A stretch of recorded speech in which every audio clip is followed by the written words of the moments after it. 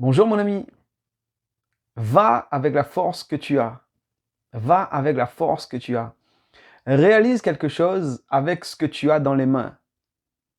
Souvent, quand nous regardons ce que les autres font, nous pourrons être pris vraiment par le fait de se comparer et de dire je veux réaliser les mêmes choses, je veux faire ceci, je veux faire cela.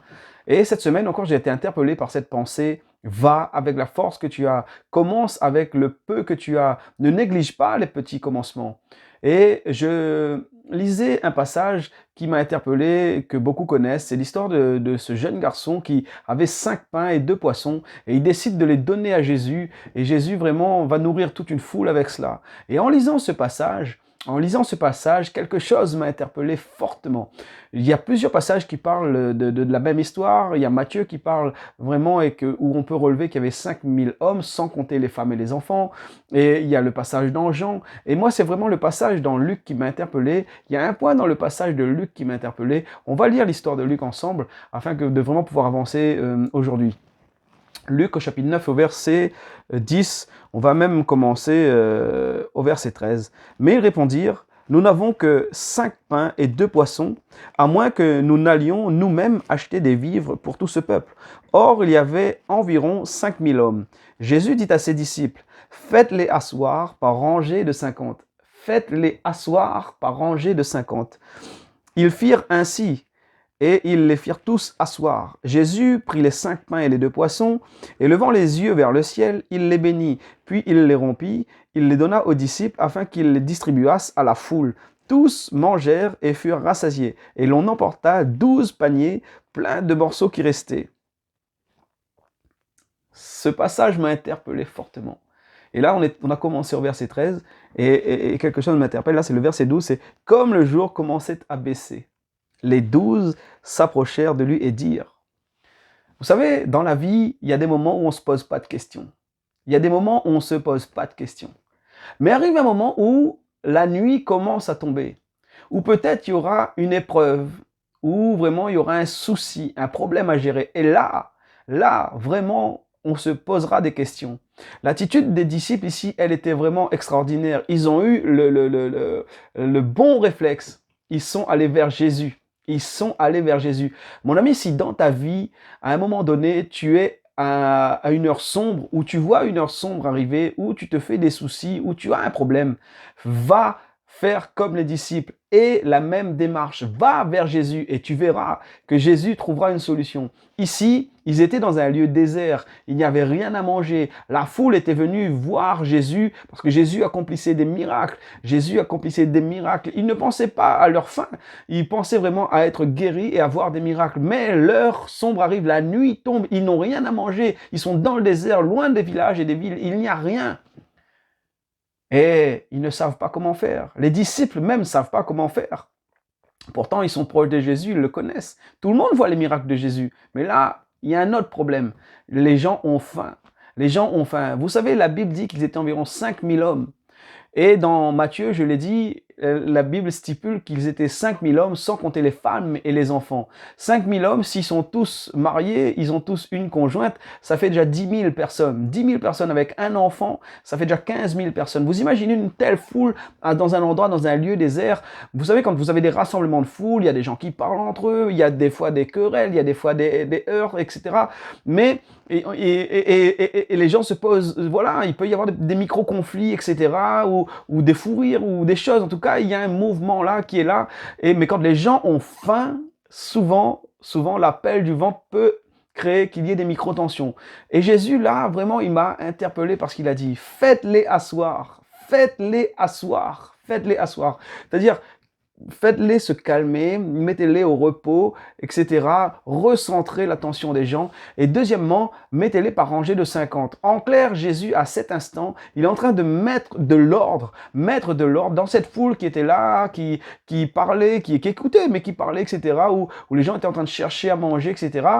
Jésus, il met de l'ordre. Et à partir du moment où il met de l'ordre, où il y a l'ordre qui est créé, Jésus déclenche le miracle. Il prie et ensuite il commence à distribuer les pains et puis il y a cette multiplication. Et on peut se poser des questions, mais comment Jésus fait, etc. Alors là, la réponse, elle n'appartient qu'à lui. Moi, je ne sais pas comment Jésus fait. Tout ce que je sais, c'est qu'il prie et il la foi. Et quelquefois, en écoutant des prédications ou en lisant des livres, on peut voir des gens qui ont visité le royaume des cieux et cela est extraordinaire.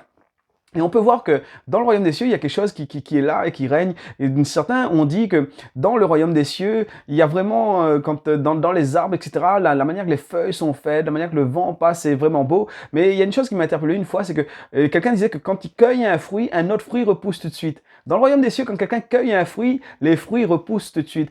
Quand quelqu'un marche sur l'herbe et l'écrase, dès qu'il enlève le pied, l'herbe repousse directement et c'est automatique. Jésus était du royaume des cieux, il le savait. Il le savait que quand il allait prendre ce morceau de pain et le casser, il y aurait eu un autre bout de pain qui allait pousser. Et puis il l'a fait, il a cassé et un autre bout a repoussé. Il l'a cassé et un autre bout a repoussé. Il a cassé et un autre bout a repoussé. Bien sûr, cela est prophétique, elle nous parle bien sûr de son corps qui sera meurtri, etc. Mais je crois aussi que Jésus savait qu'il pouvait nourrir la foule avec ce pain en le cassant, etc. Jésus, avant d'accomplir le miracle, a mis de l'ordre. Jésus a mis de l'ordre et a déclenché le miracle. Depuis le commencement dans la Genèse, on peut voir que il y avait les ténèbres qui se mouvaient au-dessus de la terre, etc. Et il n'y avait rien qui se faisait. Et Dieu, à un moment donné, il dit quelque chose. Il dit quelque chose que voilà, que la lumière soit. Et la lumière fut quand Dieu a donné l'ordre, quand Dieu a donné l'ordre et a commencé à instaurer quelque chose, on voit la séparation et c'est de là que le monde commence.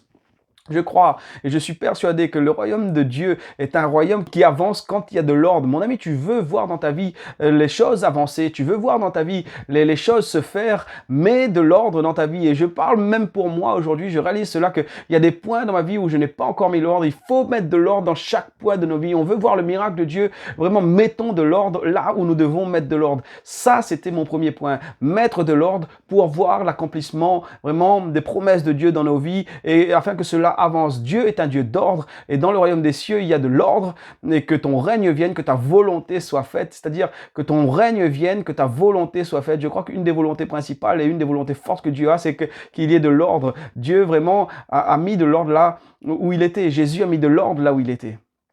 Ça, c'était un premier point.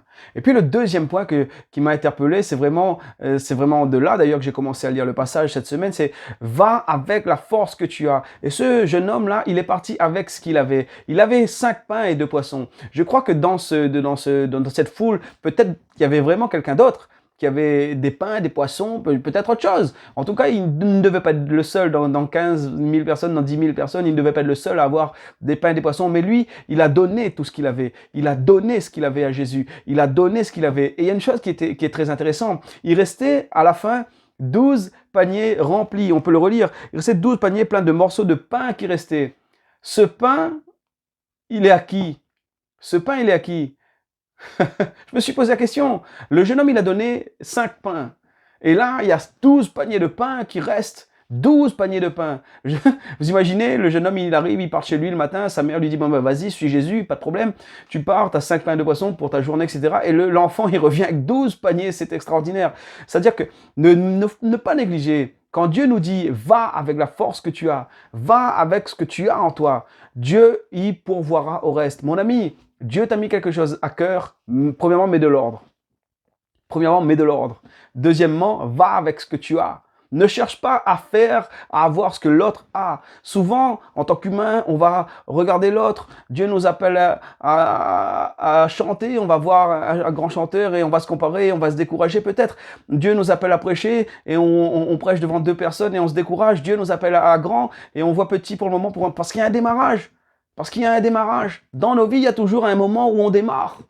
Mon ami, ne méprise pas les petits commencements. Ne méprise pas vraiment ce que Dieu t'a donné. Ne méprise pas ce que tu as dans les mains. Va avec la force que tu as et compte sur Dieu. Mets de l'ordre dans ta vie. Sois fidèle. Vraiment, sois fidèle. Mets de l'ordre dans ta vie et tu verras que les choses vraiment se feront. Dieu est avec toi. Il t'aime et il n'y a rien que Dieu t'a demandé à faire qui n'arrivera pas à bout si tu comptes sur lui. Compte sur Dieu. Mets de l'ordre dans ta vie. Va avec ce que tu as. Ne cherche pas à aller avec ce que tu n'as pas.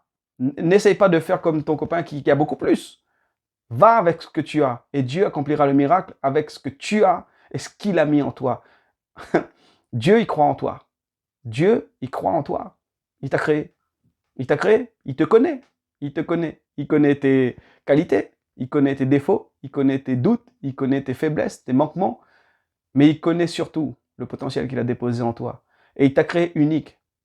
Et souvent, je le dis, ta carence peut être l'atout de quelqu'un.